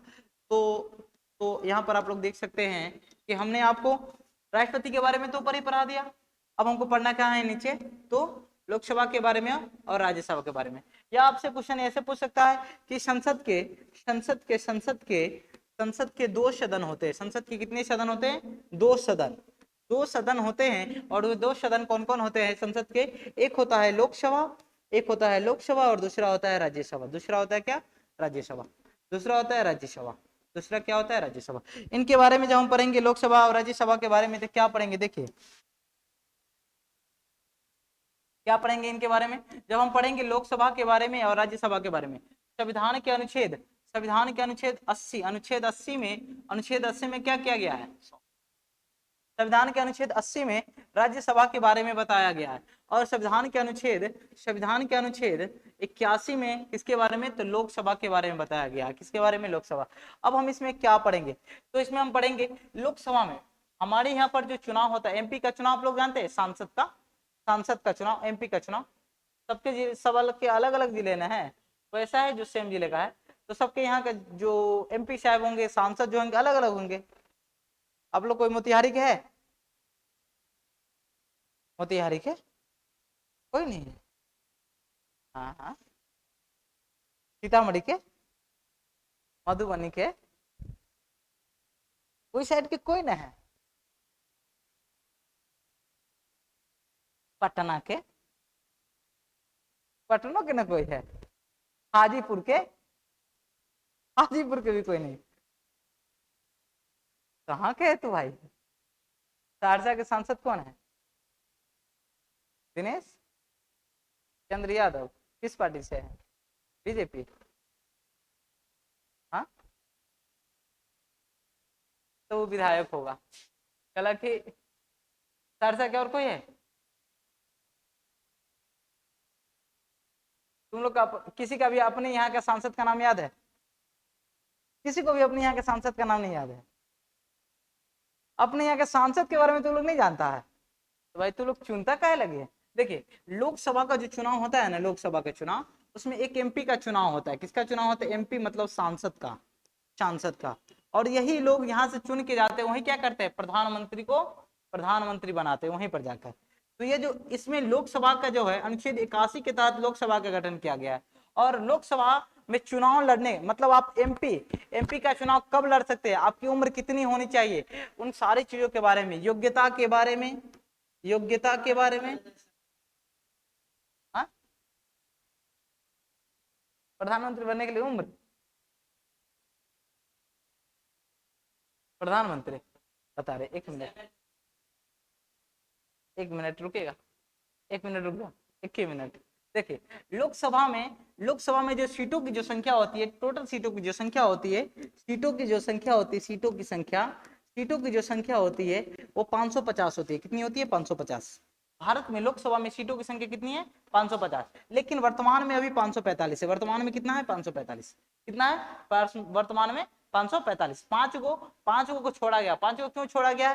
क्योंकि पीओके वाले भाग, पीओके समझता है, पाक अधिकृत ऑफ कश्मीर, जो हमारा था, लेकिन पाकिस्तानियों ने क्या कर लिया है, बलपूर्वक उस पर कब्जा कर लिया है। इसलिए पांच को सीट हम उसके लिए छोड़ के रखे हुए हैं कि आज न तो कल उसको तो लेकर ही रहेंगे, लेकिन क्या करेंगे, उसको अपना बनाए हुए हैं, उसको छोड़ेंगे नहीं, आज नहीं तो कल क्या करेंगे, लेके। तो इस 545 में कितना चाहिए? तो 272 सीट यदि किसी पार्टी के पास है, तो वो क्या कर सकता है? वो जिस व्यक्ति को चाहेगा उस व्यक्ति को प्रधानमंत्री बना सकता है। समझ गए? 272 सीट चाहिए प्रधानमंत्री बनाने के लिए किसी भी पार्टी को या संगठन को या दल को। अब चलिए इसकी योग्यता की बात करते हैं कि इसकी योग्यता क्या होनी चाहिए। भारत का नागरिक होना चाहिए, उम्र कम से कम 25 वर्ष होनी चाहिए, कम से कम 25 वर्ष। यदि आप 25 वर्ष नहीं है आपका, तो आप लोग एमपी का चुनाव नहीं लड़ सकते हैं। यदि आपका 25 वर्ष हो गया है तो आप क्या कर सकते हैं? एमपी का चुनाव लड़ सकते हैं। तो पहला है क्या? भारत का नागरिक होना चाहिए। भारत का नागरिक होना चाहिए, उम्र कम से कम कितनी होनी चाहिए? 25 वर्ष। और फिर कहता है कि तीसरा बात है कि वो पागल या दिवालिया नहीं होना चाहिए। पागल या दिवालिया, पागल को कभी प्रधानमंत्री बनाएगा? या दिवालिया व्यक्ति को पता चलेगा कहियो देश बेच के भाग गया है, बनाएगा? पागल और दिवालिया नहीं होनी चाहिए। इसके नियम होते हैं कि उम्र कम से कम भारत का नागरिक होना चाहिए, दूसरा कि कम से कम उम्र 25 साल होना चाहिए, उम्र 25 वर्ष होना चाहिए, पागल या दिवालिया नहीं होना चाहिए, सरकारी सेवा में नहीं होना चाहिए, गवर्नमेंट जॉब में नहीं होना चाहिए, उसको रिजाइन दे देगा तब हो सकता है, आम नागरिक है। इसके बाद इसके कार्य एवं शक्ति के बारे में पढ़ेंगे, कार्य एवं शक्ति। और इसका एक अध्यक्ष और एक उपाध्यक्ष भी होता है। अभी लोकसभा का अध्यक्ष कौन है? वर्तमान में जो लोकसभा है उसका अध्यक्ष कौन है? आप लोग कभी राजनीतिक नीति से कनेक्टेड नहीं है कोई व्यक्ति? इतना बता दो कि भारत के उपराष्ट्रपति कौन है?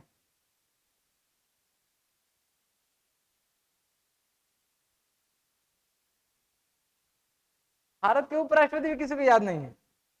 तो लोग देश के नाम पर धब्बा है भाई, ऐसे कैसे हो सकता है?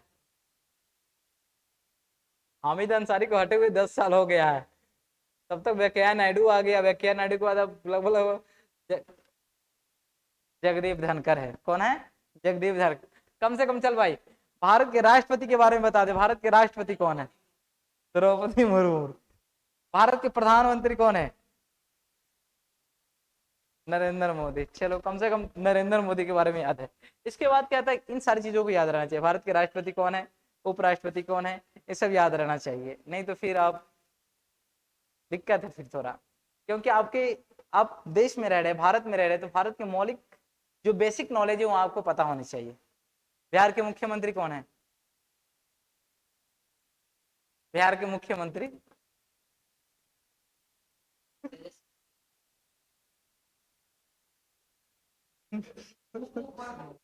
मुख्यमंत्री नीतीश कुमार। चलिए अच्छा, थोड़ा ये बेसिक नॉलेज भी आप लोग रखें, कम से कम अपने जिले स्तर का। आपके मुखिया का क्या नाम है? कम से कम ये तो याद रहना चाहिए। मुखिया का नाम भी याद है कि नहीं याद है? आपके वार्ड का क्या नाम है? वार्ड सदस्य जो आपका है उसका क्या नाम है? ये सारी चीजों को पढ़ना है, इसमें आगे पढ़ना है आपको। इसके बाद देखिए जो राज्यसभा है, राज्यसभा अनुच्छेद 80 के तहत दिया गया है, और इसमें इसके कार्य शक्ति के बारे में पढ़ेंगे, इसके अध्यक्ष और उपाध्यक्ष के बारे में पढ़ेंगे। इसके बाद राज्यसभा में जो सीटों की संख्या होती है 250 होती है। कितनी होती है? 250। 250 सीटों की संख्या होती है। अब इसमें कितना होता है? 550, उसमें कितना होता है? 250। अनुच्छेद 80 के तहत। फिर इसकी योग्यता की बात करते हैं, इसकी योग्यता की बात करते हैं। योग्यता, इसकी योग्यता क्या होती है? तो वह भारत का नागरिक होना चाहिए। पहला कंडीशन यही कि भारत का नागरिक हर हाल में होना चाहिए। दूसरा बात यह है कि उसकी उम्र कम से कम उम्र 30 वर्ष होना चाहिए। कितना वर्ष होना चाहिए? 30 वर्ष होना चाहिए।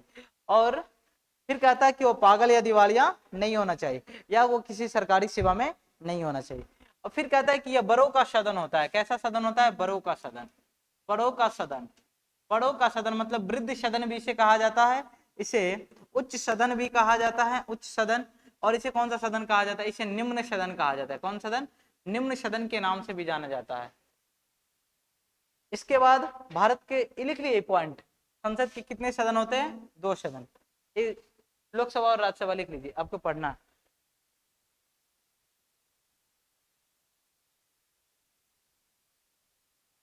लिख लिए सभी लोग? इसके बाद ये तो हो गया किसका? फिर हाँ, आपको हम राष्ट्रपति उपराष्ट्रपति के बारे में नहीं बताया सही से, इसको भी सुन लीजिए। ये जो राष्ट्रपति होता है, अनुच्छेद 52, अनुच्छेद 52 के तहत राष्ट्रपति के पद की व्याख्या किया गया है कि भारत का क्या होगा? एक राष्ट्रपति होगा। अनुच्छेद 52 के तहत बताया गया है कि भारत का क्या होगा? एक राष्ट्रपति होगा। और अनुच्छेद 53 में कहा गया है कि कार्यपालिका की शक्ति किसमें होगी? तो राष्ट्रपति में होगी। कार्य मतलब देश के जितने भी सारे कार्य होंगे किसके नाम से होंगे? तो राष्ट्रपति के नाम से होंगे। राष्ट्रपति को अनुच्छेद 60 के तहत शपथ दिलाया जाता है सुप्रीम कोर्ट के मुख्य न्यायाधीश के तहत द्वारा। अनुच्छेद 61 के तहत, अनुच्छेद 61 के तहत उस पर महाभियोग भी लगाया जाता है। महाभियोग, यदि किसी कारणवश यदि किसी गलत कार्य में संलिप्त पाए जाते हैं राष्ट्रपति यदि किसी कारणवश किसी गलत कार्य में संलिप्त पाए जाते हैं तो उसके कार्यकाल के दौरान तो उसे गिरफ्तार नहीं किया जा सकता, लेकिन उस पर महाभियोग लगाकर उसे हटाने की प्रक्रिया है। और वो हटाएंगे कब? जब राज्यसभा और लोकसभा दोनों सदन में 2/3 बहुमत से क्या होगा? बिल पारित हो जाएगा, तब उसको हटाने की प्रक्रिया है। और अनुच्छेद 72 के तहत क्या है? वो राष्ट्रपति को एक शक्ति दिया गया है कि वो जब चाहे जिसको चाहे किसी भी प्रकार की सजा को माफ कर सकता है। ठीक है। इसके बाद उपराष्ट्रपति, अनुच्छेद 63 में बताया गया, अनुच्छेद 63 में कहा गया कि भारत का एक उपराष्ट्रपति होगा जो देश का दूसरा सर्वोच्च व्यक्ति होगा। देश का दूसरा सर्वोच्च व्यक्ति कौन होगा? उपराष्ट्रपति। कौन होगा? उपराष्ट्रपति। इसके बाद इसके भी कार्य की चर्चा, कार्य एवं शक्ति के बारे में बताया, इसका क्या कार्य होता है? तो इसके कार्य होते हैं यह, और एक हाँ, राज्यसभा का पदेन सभापति, राज्यसभा का पदेन सभापति कौन होता है? राज्यसभा का पदेन सभापति कौन होता है? सभापति तो वो होता है उपराष्ट्रपति। कौन होता है? उपराष्ट्रपति। हम जानते हैं कि इतनी सारी बातें आपको कंफ्यूज कर रही होगी, लेकिन जब हम आपको पढ़ाएंगे एक एक टॉपिक जब डिस्कशन करेंगे तो इतना विश्वास है कि आप कॉपी यहाँ से पढ़ के जाइएगा, और कॉपी एक बार सिर्फ घर पे एक बार पढ़िएगा ना तो मजाल नहीं कि याद नहीं होगा। और हाँ, यदि आप माइंड क्लास में रखेंगे तब, यदि वो कहावत है बैठे है पूजा पर मन है भूजा पर, तो ऐसे में नहीं होगा। ठीक है, चलिए इसके बाद अगला जो टॉपिक है हम लोग को पढ़ना है, अगला टॉपिक पढ़ना है हम लोग को, क्या टॉपिक था? चौथा या पांचवा? पांचवा जो टॉपिक है राज्य सरकार। और ये राज्य सरकार जो है, राज्य सरकार क्या है? राज्य सरकार में हमको क्या क्या पढ़ना है? तो राज्य सरकार में 2 टॉपिक्स हमको मेनली रूप से जानना है। एक पढ़ना है राज्यपाल के बारे में, और दूसरा पढ़ना है मुख्यमंत्री के बारे में। और इसमें हमको पढ़ना क्या क्या है? इसके बारे में पढ़ना है कि इसकी नियुक्ति कैसे होती है, और इसके बाद हमको पढ़ना है इसके कार्य एवं शक्ति के बारे में। इसके बाद फिर कहता है कि राज्य सरकार के भी 2 सदन होते हैं। राज्य सरकार के भी 2 सदन होते हैं। राज्य सरकार के भी कितने सदन होते हैं? राज्य सरकार के भी 2 सदन होते हैं। एक सदन होता है जिसका नाम है क्या? एक सदन होता है विधानसभा, और एक होता है क्या नाम है उसका भाई? विधान परिषद। एक होता है क्या? एक होता है विधानसभा, एक क्या होता है? विधान परिषद।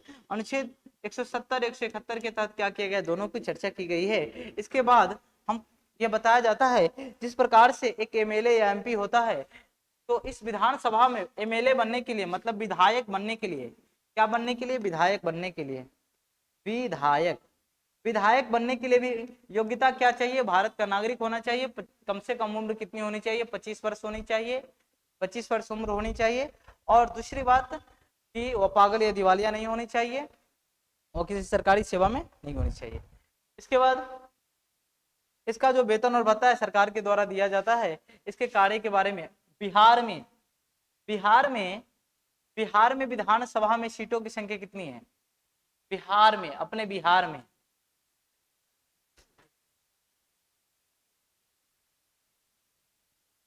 बिहार विधानसभा में सीटों की संख्या 243। कितनी है? 243। बिहार विधानसभा में सीटों की संख्या कितनी है? 243। और 120 20-25 का जिसका आंकड़ा पार हो जाता है वो क्या हो जाता है? मुख्यमंत्री बन जाता है। इसके बाद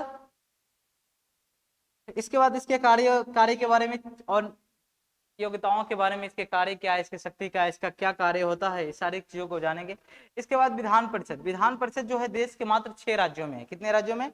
6 राज्यों में, सब राज्य में नहीं है। बिहार के मात्र 6 राज्य में क्या है? विधान परिषद दिया गया है। बाकी देश के 28 राज्य, 28 राज्य में से सब राज्य में क्या है? 28 राज्य 8 केंद्र शासित प्रदेश है ना, तो सारे के सारे राज्य में क्या है? विधान परिषद नहीं है। ये मात्र कितने राज्य में? 6 राज्य में है। और विधानसभा लगभग 28 का 28 राज्य में है।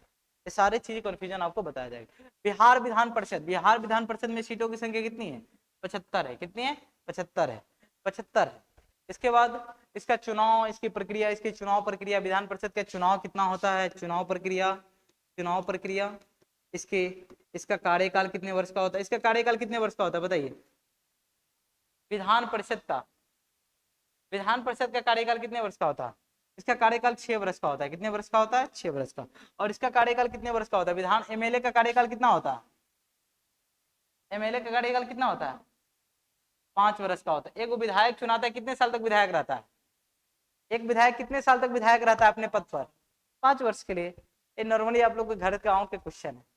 इन सारी चीजों को पढ़ेंगे। राज्यपाल, अनुच्छेद 153 के तहत, अनुच्छेद 153 में कहा गया है कि प्रत्येक राज्य के लिए क्या होगा? एक राज्यपाल होगा। और अनुच्छेद 239 के तहत, के तहत ये कहा गया है कि प्रत्येक राज्य के लिए क्या होगा? एक उपराज्यपाल होगा। इन सारे चीजों को फिर इसके कार्य और चर्चा, अनुच्छेद 154 के तहत कहा गया है कि राज्य के जो जितने भी सारे कार्य होंगे किसके तहत कहा किया जाएगा? तो राज्यपाल के द्वारा ही किया जाएगा। इन सारी चीजों के वर्णन किया गया है। इसके बाद इन सारे चीजों को पढ़ेंगे। मुख्यमंत्री की क्या कार्य होते हैं, मुख्यमंत्री की नियुक्ति कैसे होती है। तो अभी आप लोगों में से एक बताया था कि 120 सीट जिसके पास आ जाएगा वो क्या बन जाएगा? मुख्यमंत्री। उस दल का नेता क्या बनेगा? मुख्यमंत्री बन जाएगा। इसके क्या कार्य होते हैं, मंत्रिपरिषद का क्या कार्य होता है, इन सारी चीजों को जानेंगे। इसके बाद शायद लास्ट टॉपिक है आपके सिलेबस में, इसका नाम है, 6ठा नंबर है शायद, पंचायती राज व्यवस्था। पंचायती राज व्यवस्था। पंचायती राज व्यवस्था। ये पंचायती राज व्यवस्था के बारे में तो सभी लोग जानते होइएगा। पंचायती राज व्यवस्था के बारे में जानते हैं कि नहीं जानते?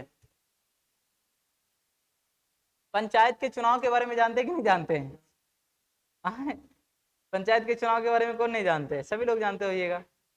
देखिए, और जो पंचायत का चुनाव होता है इसकी प्रक्रिया कैसे शुरू होती है, किस भाग में पाया जाता है और ये कहाँ से शुरू होता है, इसको देखिए। पंचायती राज जो व्यवस्था है, पंचायती राज व्यवस्था हमारे संविधान के भाग 4 और अनुच्छेद 40 के तहत कहा गया है कि पंचायती राज व्यवस्था का वर्णन किया गया। और किसके तहत? तो वह है राज्य के नीति निर्देशक तत्व में। इसके बाद कहा गया है, और इसकी अनुसूची जो है, अनुसूची है 11वीं अनुसूची है। कौन सी अनुसूची है? 11वीं अनुसूची। 11वीं अनुसूची। अब देखिए, समय समय पर सबसे पहले हमारे यहाँ पर पंचायती राज व्यवस्था नहीं था। हमारे यहाँ पर 1952 में जब देश आजाद हुआ था 1952 में, तो 47 में आजाद हुआ था, तो 1952 में एक सामुदायिक विकास कार्यक्रम चलाया गया था। क्या चलाया गया था? सामुदायिक विकास कार्यक्रम। सामुदायिक विकास कार्यक्रम। सामुदायिक विकास कार्यक्रम चलाया गया था।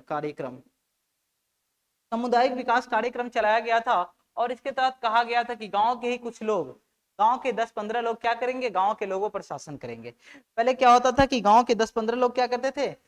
10-15 सरकार के बड़े पदाधिकारी आते थे, गांव के 10-15 लोग को चुन देते थे, और वही लोग क्या करते थे? शासन करते थे।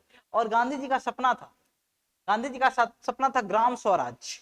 ग्राम स्वराज कहने का मतलब गांधी जी चाहते थे कि हमारे जो लोग हैं, हमारे जो भाई हैं, हमारे जो गांव में रहने वाले लोग हैं, भारत क्या है, गांव का देश है, भारत क्या है, गांव का देश है, तो गांव के लोग खुद अपने ऊपर अपने से शासन करें, अपने लोग अपने ऊपर ही क्या करें, शासन करें। तो ऐसे में सामुदायिक विकास कार्यक्रम लाया गया। तो ऐसे क्या होता था कि हमारे यहाँ पर बहुत प्रकार के टैक्स लगाया गया, जैसे मरने पर टैक्स, कोई मर जाता था तो अभी भी चलता है टैक्स, अभी शमशान में टैक्स चलता है कि नहीं चलता है। जो डोम जाति के लोग होते हैं, महार जाति के लोग आज भी जाते हैं, आप लोग देखते हैं कि कर लेता है कि नहीं लेता है शमशान में, अग्नि वही देता है। लड़कियां लोग नहीं जानती होगी क्योंकि तुम लोग तो कभी शमशान जाती ही नहीं है, तो तुम लोग को पता होगा नहीं। और सनातन हिंदू धर्म में लड़कियों को शमशान में जाना अलाउ भी नहीं है, तो संभव ही नहीं है, तुम लोग तो जानते नहीं होगे। तो ये जो सामुदायिक विकास कार्यक्रम, बहुत प्रकार के नियमों को, बहुत प्रकार के ऐसे चीजों पर टैक्स लगाया गया जाता था जिससे, और सरकार की तरफ से कुछ पैसे आते थे लेकिन उतना विकास नहीं हो पाता था। तो इसलिए इस कार्यक्रम को क्या कर दिया, कुछ ही दिनों में बंद कर दिया गया। तब एक कमेटी का गठन किया गया, बलवंत राय मेहता समिति, बलवंत राय मेहता समिति, बलवंत राय मेहता समिति, मेहता समिति, मेहता कमेटी को या समिति, बलवंत राय मेहता समिति 1957, बलवंत राय मेहता समिति 1957 का गठन किया गया। उन्होंने 2 साल में एक रिपोर्ट तैयार किया। 1959 में 2 अक्टूबर को, 1959 को 2 अक्टूबर 9 को इन्होंने इन्होंने प्रस्ताव दिया। किसने, तो बलवंत राय मेहता समिति ने एक प्रस्ताव दिया कि भारत में ग्राम पर यदि आप शासन करना चाहते हैं, यदि गांवों पर शासन करना चाहते हैं, तो गांवों पर शासन करने की व्यवस्था कैसी होनी चाहिए, त्रिस्तरीय होनी चाहिए। कैसी होनी चाहिए, त्रिस्तरीय, त्रिस्तरीय होनी चाहिए। कहने का मतलब 3 स्तर से क्या होना चाहिए, गांव में शासन होना चाहिए। एक होना चाहिए ग्राम पंचायत, एक क्या होना चाहिए, एक होना चाहिए ग्राम पंचायत, एक होना चाहिए क्या, ग्राम पंचायत,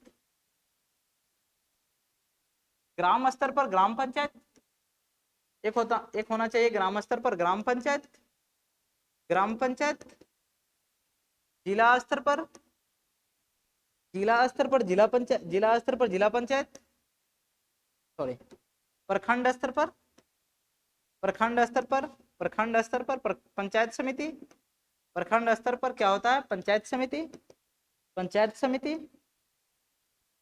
पंचायत समिति, और जिला स्तर पर जिला परिषद, और जिला स्तर पर कैसा होना चाहिए, जिला परिषद, जिला परिषद। आप लोगों ने इन तीनों का चुनाव देखा है कि नहीं देखा है, जिला परिषद का चुनाव, पंचायत समिति का चुनाव, ग्राम पंचायत मुखिया का चुनाव, ये देखा है कि नहीं देखा है, सभी लोग देखते होइएगा। इसमें कोई ऐसा है जिनके घर के कोई लोग इस तीनों पदों में से कोई एक पर है, मुखिया पर, चाहे जिला परिषद पर, चाहे पंचायत समिति पर, किसके किसके लोग हैं, तुम्हारे कौन है, क्या है, वार्ड सदस्य, तुम्हारे जिला परिषद अपन नाना है, तुम्हारे मुखिया कौन है, और अपन पापा, सॉरी सबके अपने पापा होता है, धोखा से निकल गया, नाना जी थे इसीलिए, सॉरी भाई, देखो धोखा से निकल गया, उसको बोले ना नाना, अपन नाना हो सकता है, एक पराया नाना जैसे इसके बड़े पापा हैं, इस प्रकार से हो सकता है। अब देखिए क्या नहीं, ऐसा नहीं। देखिए ग्राम स्तर पर क्या होता है, ग्राम पंचायत, ग्राम स्तर पर जो ग्राम पंचायत होता है, तो मुखिया का चुनाव लगभग, वार्ड सदस्य का चुनाव, सरपंच का चुनाव, पंच का चुनाव, महापंच का चुनाव, यहाँ तक कि उप मुखिया का भी चुनाव हो जाता है, पता है कि नहीं होता है। इसके बाद जब आप प्रखंड स्तर पर आते हैं, तो आपने पंचायत में एक चुनाव और देखा होगा, जिसका चुनाव था पंचायत समिति का, पंचायत समिति का चुनाव देखा है कि नहीं देखा है। और पंचायत समिति बहुत सारे पंचायतों को मिलाकर एक प्रखंड में क्या होता है, एक प्रमुख का चुनाव होता है। प्रमुख का नाम सुना है, प्रमुख का, तो इसमें प्रखंड स्तर पर जो होता है ना, वो होता है प्रमुख, क्या होता है, प्रमुख। और ये कोई आम आदमी नहीं रह जाता है, एक प्रशासनिक पदाधिकारी बन जाता है। इसी के अंडर में प्रखंड में जितने भी सारे कार्य होंगे इसी के नाम से होंगे, प्रमुख के नाम से ही होंगे, एक प्रशासनिक पदाधिकारी बन जाता है प्रमुख। इस क्या, प्रमुख का, प्रमुख का वैल्यू है, पंचायत समिति का वैल्यू नहीं हो सकता है, प्रमुख का वैल्यू है। प्रमुख एक प्रखंड का प्रशासनिक पदाधिकारी होता है, एक प्रशासन के द्वारा नियुक्त किया गया व्यक्ति होता है। और ये जिला पर आते हैं जिला परिषद, और जिला स्तर में भी, जिला परिषद में भी एक जीप अध्यक्ष होता है, जीप अध्यक्ष। जीप अध्यक्ष कहने का मतलब जिला परिषदों का एक अध्यक्ष होता है। इसमें बहुत करोड़ों करोड़ों लाखों लाखों में टिकट खरीदाता है। ये वो जिला परिषद के खरीदने के लिए 50 लाख 60 लाख रुपया लगता है। पैसा का खेल बन गया है अब। प्रमुख को भी, इसको भी, इसमें 10 लाख 5 लाख में काम चल जाता है, इसमें तो लाखों लाख 50-50 लाख, इसमें कमाई भी है, इस सब में कमाई भी है बहुत सारा। मुखिया के फंड में इस बार 7 करोड़ रुपया आया है, 7 करोड़ मुखिया फंड में, 5 से 7 करोड़, 7 करोड़ का फंड है इस बार। एक मुखिया को 7 करोड़ का फंड आएगा। अभी कचरे का फंड, तो क्या कहते उसको, कचरा घर बनाने का फंड, फिर क्या कहते उसको, नाम है उसको अथी, अस्पताल बनाने का फंड, पंचायत भवन बनाने का फंड, धर्मशाला बनाने का फंड, नाला बनाने का फंड। अब अच्छे लोग होते हैं तो करते भी हैं। तुम्हारे पापा पहली बार जीते कि इससे पहले भी जीते थे? 2 बार, लगातार 2 बार है।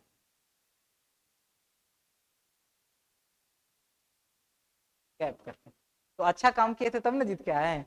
एक बार हार भी गए लेकिन अच्छा काम किए थे पिछले चुनाव में, तब तो जीत के दोबारा आए। देखिए बात तो सही है कि हर चीज अब पैसा से ही देखा जाता है, लेकिन लोगों का व्यक्तित्व भी देखा जाता है भाई। तो इन सारे चुनावों के बारे में हम पूरा डीप में पढ़ेंगे। अनुच्छेद 243 के तहत, अनुच्छेद 243 के तहत 29 विषयों पर, पंचायती राज व्यवस्था में 29 विषयों पर कार्य करने का, 29 विषयों पर 29 विषयों को अधिकार दिया गया कार्य करने के लिए। 29 विषयों पर कार्य करता है, कैसे कैसे कार्य करते हैं और कौन कौन से अधिकार दिए गए अनुच्छेद 243 में बताया गया है। महिलाओं को कितना अधिकार है, कितना दलित को अधिकार है, खास करके बिहार में, बिहार में महिलाओं का 50% का आरक्षण है पंचायती चुनाव में। तो इतने सारे टॉपिक्स, और हाँ एक बात और, इसमें कुछ ऐसे टॉपिक्स है जो आपके सिलेबस में नहीं दिया गया। यदि आप लोग कहिएगा तो हम पढ़ा देंगे, लेकिन नहीं कहिएगा तो फिर छोड़ देंगे। लेकिन इतना कंपल्सरी है, इतना क्या है, कंपल्सरी टॉपिक्स है जिसको पढ़ना बहुत जरूरी है, जिसको क्या है, बहुत जरूरी। ये जो सारे टॉपिक्स लिखा है, हमको नहीं लगता कि इतना टॉपिक्स कवर करने के बाद आपके एग्जाम से क्वेश्चन छूटेगा, और छूटता नहीं। विश्वास है, एक्सपीरियंस है, अनुभव है।